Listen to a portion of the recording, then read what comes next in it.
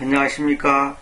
오늘도 방언 기도에 대하여 바른 성경에 의한 고찰 7번째 강의를 시작하도록 하겠습니다. 오늘은 사도행전 19장 1절부터 보겠습니다. 그래서 실현된 것인데 아폴로스가, 여기 이제 아폴로스란 말은 아볼로를, 개성경의 아볼로를 말합니다. 아폴로스가 고린도에 있던 동안에 바울이 위쪽 연안들을 통과하여 오면서 에베소스에 왔으며 몇 명의 제자들을 발견하면서 그가 그들에게로 말하였다. 여러분은 여러분이 믿은 이래로 그 거룩한 숲림을 받은 적이 있습니까? 여러 번 말씀드렸지만 이 거룩한 숲림이라는 것은 성령을 말하는 건데 홀리 고스트를 말합니다. 이것은 이제 무엇인지에 대해서는 제가 홀리 고스트란 무엇인가 강의했으니까 그걸 꼭 들어보시기 바랍니다. 그러자 그들이 그에게로 말하였다. 우리는 어느 거룩한 숲님께서 계신지 들은 만큼도 가지고 있지 않습니다. 계신지 들은 만큼도 가지고 있지 않습니다. 이 말은 뭐냐면 현재 들은 만큼도 가지지 못했으니 더더욱 전혀 받지 못했다는 것을 강조한다. 거룩한 숲님을 받은 적이 있습니까? 그러니까 아니요, 우리는 전혀 거룩한 숲님이란 말을 현재 들은 만큼도 가지고 있지 않습니다. 전혀 그런 말을 듣지 못했다. 전혀 그런 것을 그런 성령이 있다는 것을 우리는 알지 못했다. 그런 뜻입니다. 자, 여기서 보면 이제 이 내용이 뭐냐면 3절까지 읽고 제가 말씀드릴게요. 3절까지 읽고 있어요. 그러자 그가 그들에게로 말했다. 그렇다면 무엇에까지 여러분은 침례받았습니까? 그러자 그들이 말했다. 요한의 침례까지 침례받았습니다. 그랬죠. 그 다음에 4절 읽을게요. 그때 바울이 말했다. 요한은 진실로 회개의 침례로 침례하였는데 그 백성에게로 말하기를 그들은 자기를 쫓아오셔야 하는 그분을 즉 그리스도 예수님을 의지해 믿어야 한다고 하였습니다. 그들이 이것을 들었을 때 그들은 그 주님이신 예수님의 이름 안에서 침례받았다. 이렇게 기록되어 있죠.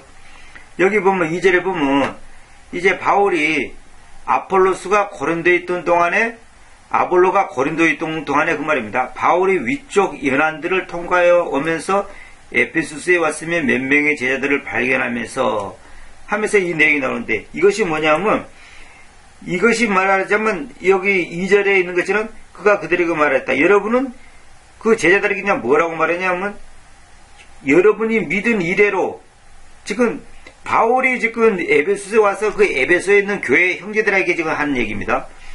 그 거룩한 숲림을 받은 적이 있습니까? 우리 객성대들 한다면 성령을 받은 적이 있냐? 이 말이죠. 그러자 그들이 그에게로 말했다. 우리는 어느 거룩한 숲님께서 어떤 거룩한 숲님께서 계신지 들은 만큼도 가지고 있지 않습니다. 전혀 금시초문이다 이 말이죠. 이 두 가지 그걸로 볼 때 어떤 걸 알고 있었냐면 그 당시 그 소위 방언의 은사라고 하는 것이 언어의 은사라는 것은 신학 성경이 없는 상황에서 복음의 진리를 듣는 청중들에게 표징으로서 사용됐단 말입니다. 내가 지난번에도 여러 번 말씀드렸죠. 복음을 못 듣는 사람들한테 표징으로 사용하는데 그 역사를 하는 영이 어떤 영이냐? 거룩한 숲님이에요. 그래서 제가 지난번에 홀리고스트란 무엇인가 강의할 때 홀리고스트란 뭐냐면 성령님의 역동성, 성령님이 존재하기만 하는 것이 아니라 그 성령님이 일하시는 것, 역사하시는 것, 파워있게 능력있게 일하시는 것을 강조할 때 홀리고스트라는 표현을 씁니다. 마치 우리가 이제 산소가 있지만은 내 코앞에 산소가 있지만은 내가 숨을 쉬었을 때 그 산소가 나에게 의미를 부여하고 가치가 있고 귀한 것이지 내가 숨을 안 쉬면 그 산소가 무슨 의미가 있습니까? 다시 말하면 그 산소가 나에게 생명의 그 연장을 위해서 나에게 산소를 공급해줘서 내가 생명을 유지하도록 도움을 주기 때문에 그 산소가 귀한 것입니다. 마찬가지로 하나님의 영도 존재만 하고 있지 그 하나님의 영이 나에게 역사를 하지 않는다면 그것이 무슨 의미가 있어요? 하나님은 계셔요. 우주에 계신다. 고로? 그런데 어쨌다는 거예요? 그 계시는데 어쨌다는 겁니다. 그 계시는 하나님이 나와 무슨 상관이냐 이 말입니다. 나와 연결되어 있고 나에게 어떤 영향을 미쳐야지 그 영이 나에게 가치가 있고 의미가 있는 것이지, 하나님이라는 영이 계시는데 나하고는 아무 상관없다. 그럼 나는 구원 못 받은 사람이죠. 아무 상관없다면 그게 무슨 의미가 있겠습니까? 마치 이것도 똑같죠. 집에 금덩어리가 있다. 근데 금덩어리가 있는 것이 나하고 무슨 상관이 있냐 말이에요.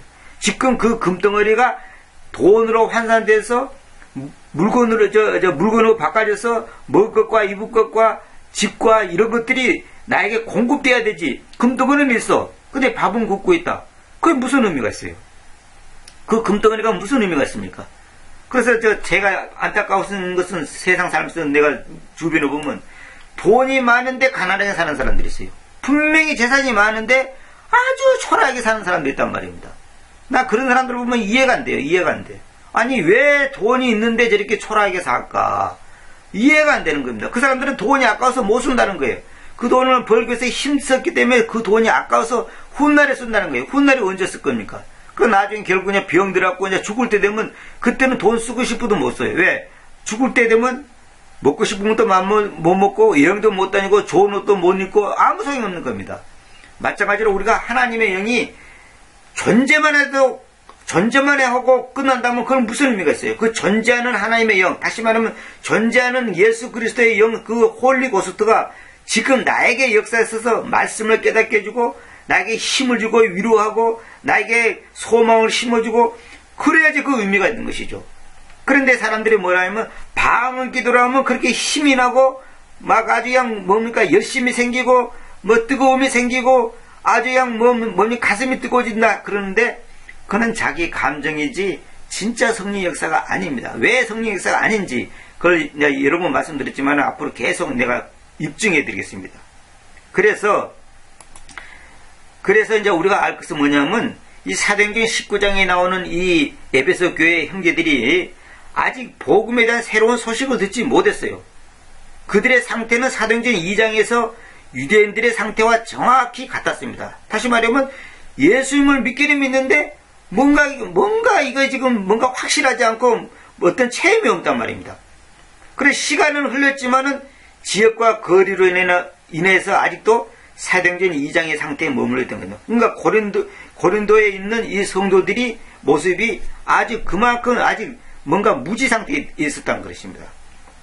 그래서 아직 신약성경이 기록되기 전이었으므로 신약성경에서 말씀하시는 복음을 전하면서 그것이 맞다는 것을 입증할 방법이 없었던 거예요. 아, 이거 진짜 맞는 거구나. 정말 하나님의 말씀이구나. 하나님의 뜻이구나. 이것을 거기에 대한 어떤 확신을 갖지 못했어요. 그러다가 이제 나중에 일단 4장부터 읽어보면 뭐냐면 그때 바울이 말했다. 요한은 진실로 회개의 침례로 침례하였는데 그 백성에게로 말하기를 그들은 자기를 쫓아오시는 그분을 즉 그리스도 예수님을 의지해 믿어야 된다고 하였습니다. 그들이 이것을 들었을 때 그들은 그 주님이신 예수님의 이름 안에서 침례받았다. 예수님의 이름 안에서 침례받았다. 예수님의 이름으로 침례받는 게 아니에요. 예수님의 이름으로가 아니고 이름 안에서입니다. 제가 이름이란 무엇인가 또 강의했는데 그걸 꼭 들어보시기 바랍니다. 이름이라는 것은 뭐냐면 그 존재의 그 어떤 예수님의 이름 그만 뭐냐면 예수님이라는 존재 이걸 말하는 겁니다.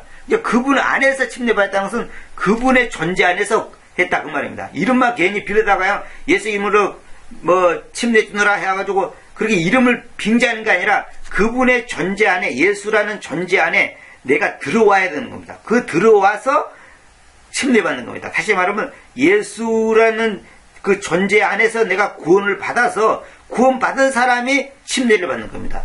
그래서 전에도 제가 마가복음 강의하면서 침례는 구원받기 위해서 침례받는 게 아니라 구원받았기 때문에 침례받는 겁니다. 구원받은 그 표로서 어떤 그 뭡니까 상징적인 걸로 이렇게 이제 하는 예식이란 말입니다.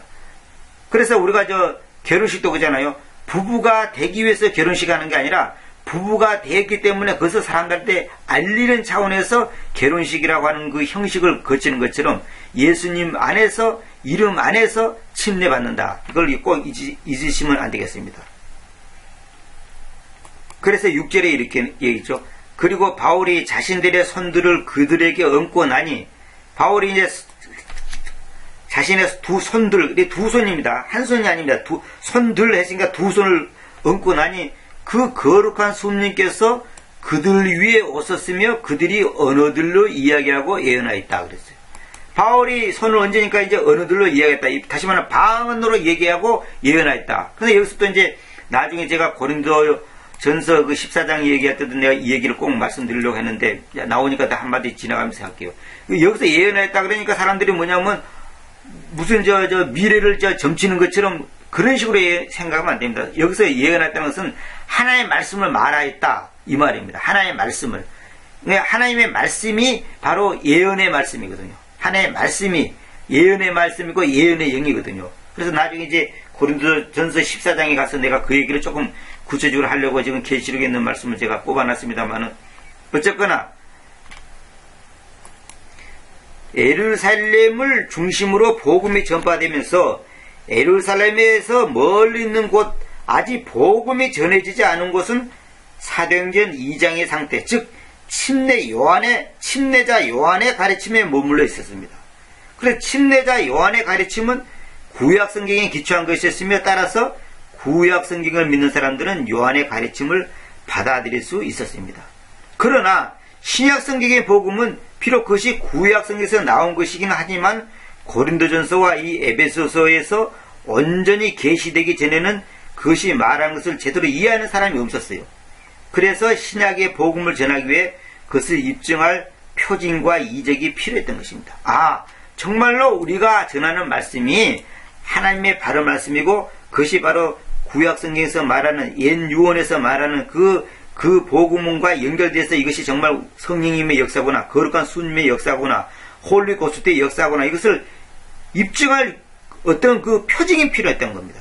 그것이 사용된 것이 하나의 소위 방언이라고 하는 것, 이 언어들이라고 하는 것을 하나님께서 사용하셔서 초자연적인 역사를 일으켰던 것입니다.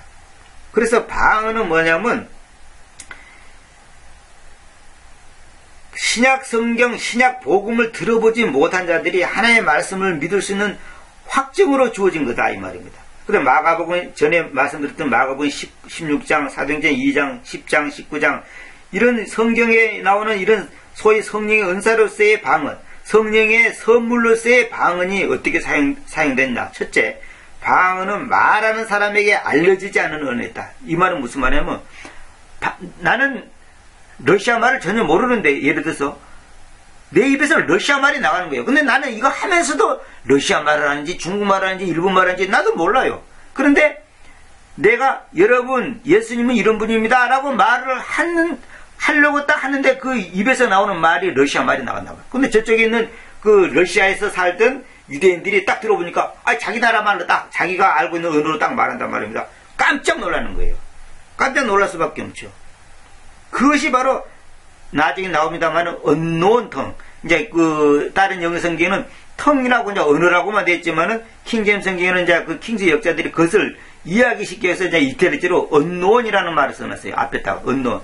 그건 뭐냐면 문맥에 이것이 여기서 말하는 언어라는 것이 무슨 언어냐? 다 알아먹는 언어가 아니라 알려지지 않은 미지의 언어, 미지의 세계 그런 것처럼 아직 전혀 사람들이 알지 못하는 그런 언어를 하나님께서 알아먹게끔 들리게끔 해버렸단 말입니다. 그래서 방언이란 말이 뭐냐면 언어란 말이 뭐냐? 성경에서 알려지지 않은 언어단 말이에요. 알려지지 않은. 그 다음에 두 번째 방언은 하나님의 선물로서 믿는 자들에게 주어졌다는 것. 믿는 자들에게. 두 번째 방언은 믿지 않는 자들에 대해서는 표징으로서 하나님의 말씀을 확증하기 위해서 주어진 거예요. 왜냐하면 그 당시 사람들은 어떤 표징이 나타나지면 않으면 믿지 않아요. 그러니까 정말 저들이 하는 것이 하나님의 역사구나 하는 것을 믿을 수밖에 없게끔 하기 위해서 믿지 않는 사람들에게 표징으로서 주었다는 거죠. 우리 기성계는 뭐 표적 그런데 표적이란 말보다도 표징이란 말이 더 좋습니다. 그리고 방언은 오직 사도들의 사역과 관계됐다. 사도들이 시중드는 것, 사도들이 일하시는 것과 관계됐습니다. 사도들이 또 다른 사람에게 이것을 하도록 역사하도록 했고 또 사도들을 통해서 이런 일이 있었지 전혀 엉뚱한 데서 전혀 엉뚱한 사람이 어느 날 나타나가지고 나도 방언 은사 받았습니다. 방언 선물 받았습니다. 은혜의 선물을 받았습니다. 그래가지고 이렇게 한 예는 없다는 거죠.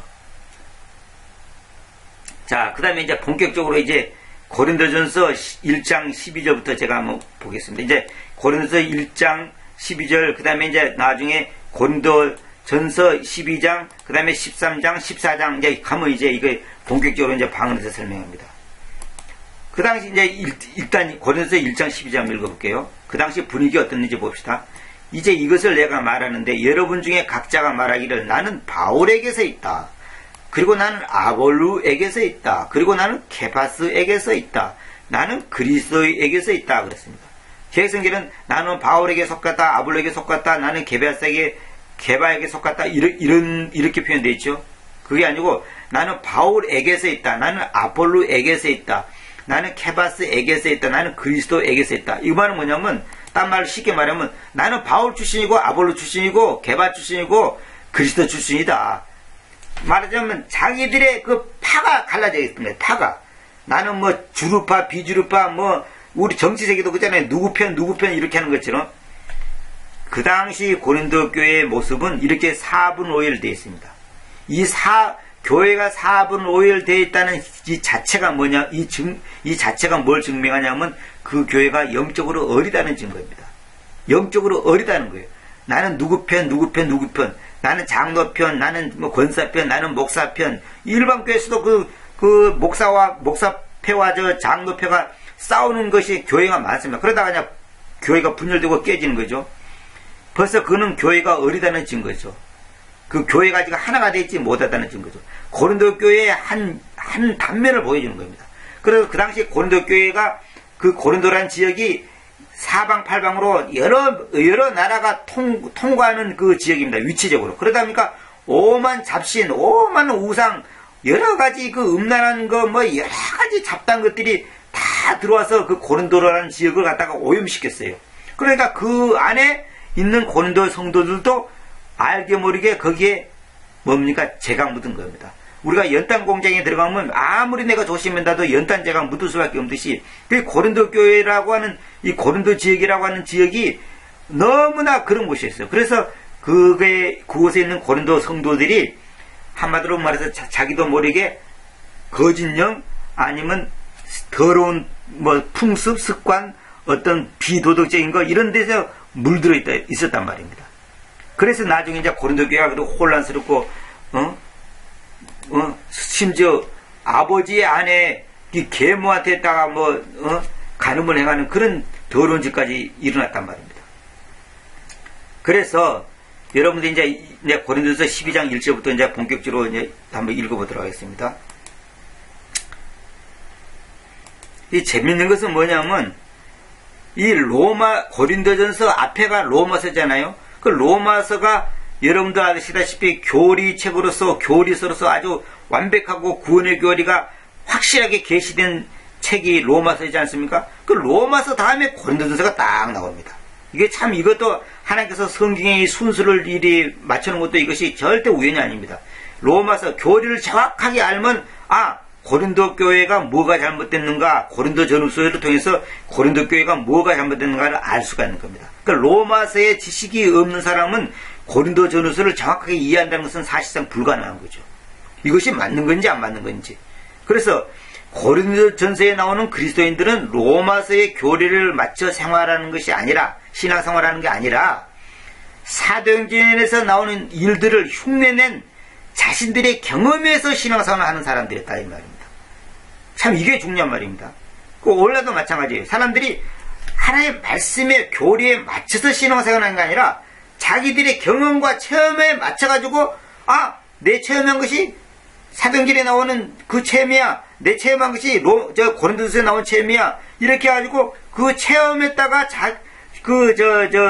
성경의 그 구절을 맞춰가지고 자기의 체험을 갖다가 합리화 정당화시키단 말입니다. 오늘날 교인들이 대부분 그래요. 지금 제가 한국 교회 보면 대부분 그렇습니다. 그래서 이제 나중에 나옵니다만은 여러분 잘 아시다시피 오늘날 악령의 열매들, 성령의 열매 말고 악령의 열매들을 내가 몇 가지만 소개할게요. 여러분 잘 보세요. 첫째, 거짓 방언, 그 다음에 거짓 통역, 그 다음에 거짓 예언, 거짓 웃음. 막 옛날에 그 빈야드 운동할 때 캐나다에서 빈야드 운동할 때 하하하 하고 웃고 막 개구리 웃음을 내고 막 개구리 소리를 냈잖아요. 그런 걸 말한 거예요. 그 다음에 쓰러뜨린 거, 막 그냥 불 받아라! 그러면 막 뒤로 자빠지고 하는 거 있죠? 입에서 거품 내고. 그거 전부 악령의 열매입니다. 저도 그걸 다 봤습니다. 그 다음에 뒹구는 거, 막 그냥 뒹굴어요. 막 그냥 막 사람이 막 그냥 이리 왔다 저리 왔다 방바닥을 막 이리저리 굴러다니는 거. 그 다음에 울부짖는 거, 막 소리를 고함 지르고 막 무슨 짐승이 울부짖듯이 울부짖는 거. 그 다음에 기어다니는 거. 어떤 사람들은 뻘뻘뻘 기어다녀요. 저도 이거 다 봤습니다, 실제로. 그 다음에 거짓 입신. 나는 입신했다, 천당을 봤다, 삼층전을 가봤다, 영계를 봤다, 중간계를 봤다, 지옥을 가봤다 하는 거예요. 이거 전부 다 거짓 열매입니다. 거짓 영입니다. 악령의 열매단 말입니다. 악령의 열매. 마귀의 열매, 사탄의 열매예요. 근데 사람들은 이런 체험을 하면 그냥 자기가 대단한 영적인 경지에 온 것처럼 착각한단 말입니다. 참 이거 안타까운 일이죠. 이것이 바로 마귀가 고도로 사람을 속이는 전술입니다. 그래서 사람들은 이 체험에 약하거든. 자기가 체험을 하면 그냥 목에 칼이 들어도 그걸 절대로 버리려고 하지 않습니다. 자기는 놀라운 체험을 했다는 거예요. 그게 아니다 이 말입니다. 그래서 고린도전서 1장 아까 12절 제가 이제 나는 바울파다 아볼로파다 바울 그리스도파다 개화파다 하면서 이제 분열됐잖아요. 4분열이 됐잖아요. 그래 이런 것처럼 그 당시에는 교회 안에 음행이 있었고 세상 법정에 형제를 고사하는 일이 있었고 우상을 섬기고 또 자신들의 영향을 높이려고 또 그냥 어떤 패거리를 만들고 만찬에 주님의 그 만찬에 모였을 때 술 취한 채로 나타나가지고 있었고 또 여자들은 세상적이고 이혼이 막 실제로 있었고 또 교회 내에서 최종적이고 절대적인 권위가 없었기 때문에 세상 법정으로 가고 이렇게 온갖 지저분한 것들이 다 있는 것이 고린도교회입니다. 오늘날 그 라오디게아 계시록에 나오는 그 라오디게아 그 교회와 같습니다. 라오디게아 교회. 그러니까 오늘날 시대를 라오디게아 교회 시대라고 하지 않습니까? 뭐냐? 말세 중에 말세단 말입니다. 예수님이 오시기 직전의 상황. 이게 라오디게아 교회 시대입니다. 완전히 세속이 물들어 있는 교회. 문제의 핵심은 그 교회에 대해서는 하나님의 권위가 전혀 없었다는 것이에요. 하나님의 권위가 없었다는 말은 무슨 말이냐면 온전하고 순수한 하나님의 말씀을 최종 권위로 가지고 있지 않았다는 것입니다. 하나님 말씀에다가 모든 걸 기준 두지 않고 자기 체험, 경험, 느낌 이런 것에다가 뭔가 의미를 두고 권위를 두다 보니까 억만증창 뒤죽박죽 되어버린 겁니다. 그래서 이제 제가 12장 1절부터 한번 읽어볼게요. 이제 영적인 선물들에 관련하여 형제들의 나는 무지한 여러분을 가지고자 하지 않습니다. 이것도 지금 다른 번역이 전부 다 엉터리 되어 있는데 일단 여러분들 그대로 아시기 바랍니다. 여러분이 이방인들이었으며 여러분이 이끌렸던 것과 똑같이 이 벙어리 우상들에게로 끌려가 버렸다는 것을 알고 있습니다. 벙어리 우상. 그 당시 고린도교인들이 지금 예수를 믿는다고 하는 사람들이 여러분이 옛날에는 어떤 상황이냐? 여러분들이 전부 다 옛날에 이방인들이었다. 그리고 벙어리 우상들에게 끌려가 버렸던 여러분이었다는 거죠. 그런데 이러므로 내가 여러분을 이야기하건대 아무 사람도 하나님의 영님에 의해서 이야기하면서 고발당한 예수님을 부르지 않습니다. 이것도 전부 다 번역을 잘못했어요. 예수님을 저주받은 자라 하지 않는다. 그런데 그렇게 하면 안 되고 accused란 말은 뭐냐면 저주받은 자가 아니라 고발당한 예수님을 부르지 않는다. 제가 지난번에 이거 다 말씀드렸죠. 이거는 뭐냐면 예수님을 죄인 취급을 하지 않는다는 거죠. 하나님의 영님에 의해서는 절대로 그렇게 하지 않는다는 거죠. 죄인으로서의 예수님을 부르지 않는다 그 말입니다. 그리고 아무 사람도 그 거룩한 수님에 의하지 않고서는 예수님께서 그 주님이라고 말할 수 없습니다. 그렇죠? 예수님이 주님이다. 예수님이 바로 유일한 주님이다. 주님이다 이 말은 뭐냐면 예수 그리스도 그분이 하나님이다 이 말이에요. 그렇게 거룩한 수님에 의하지 않고서는 다시 말해 성령님이 역사하지 않고서는 그렇게 할 수가 없다는 거예요. 여기서 고발당한 예수님이라 이 말은 뭐냐면 예수님께서 이걸 좀 풀어서 말하면 예수님께서 고발당한 분이다라고 부르지 않는다 그 말이에요. 말하지 않는다는 거죠. 근데 여기서는 이제 부른다는 말을 했기 때문에 고발당한 예수님을 부르지 않는다. 이 말은 뭐냐면 예수님을 죄인 취급으로 죄인으로서의 예수님을 부르지 않는다는 거죠. 여기도 설명해놨죠. 고발당했다는 것은 법적으로 죄인이라는 것이니 죄가 없으신 분을 죄인으로 취급하면서 하나님의 영림에 의해서는 예수님을 죄인으로 부르지 않는다는 것이다. 않는다는 의미입니다. 죄인 취급을 하지 않는다 이 말입니다. 제가 쭉 한번 읽어볼게요. 4절부터 이제 선물들의 다양함들이 있으나 동일한 영님이십니다.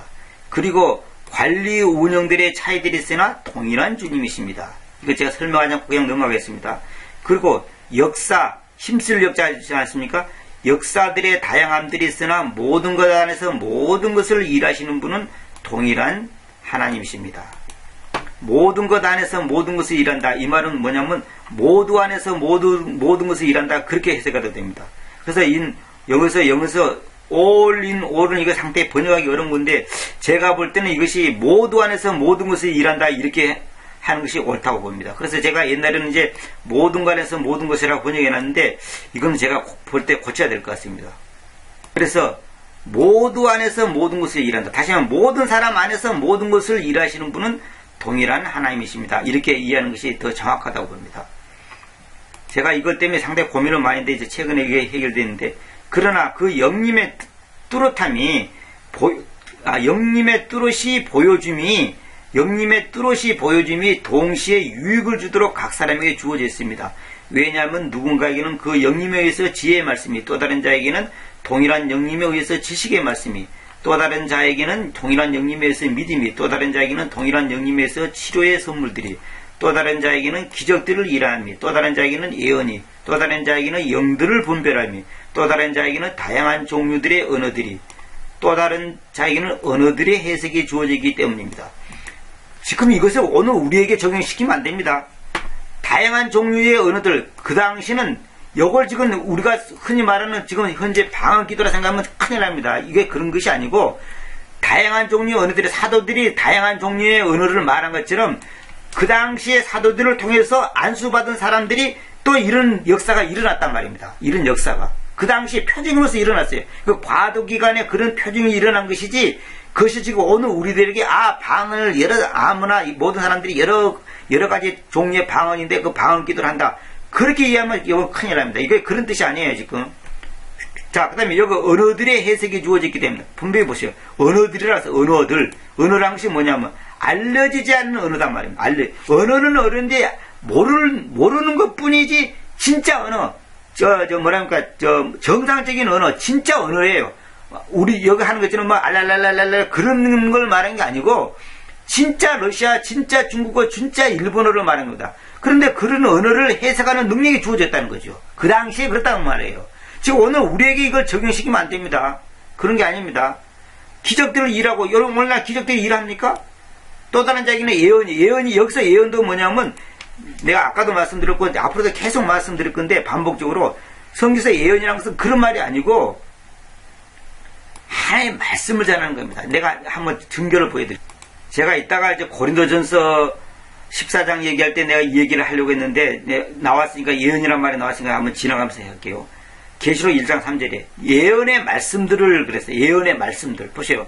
예언의 말씀들 그건 뭐냐 하나님의 말씀을 뭐라고 말한 거예요. 그 다음에 19장 10절을 보면 예언의 영 예수님의 간증이 예언의 영이기 때문이다.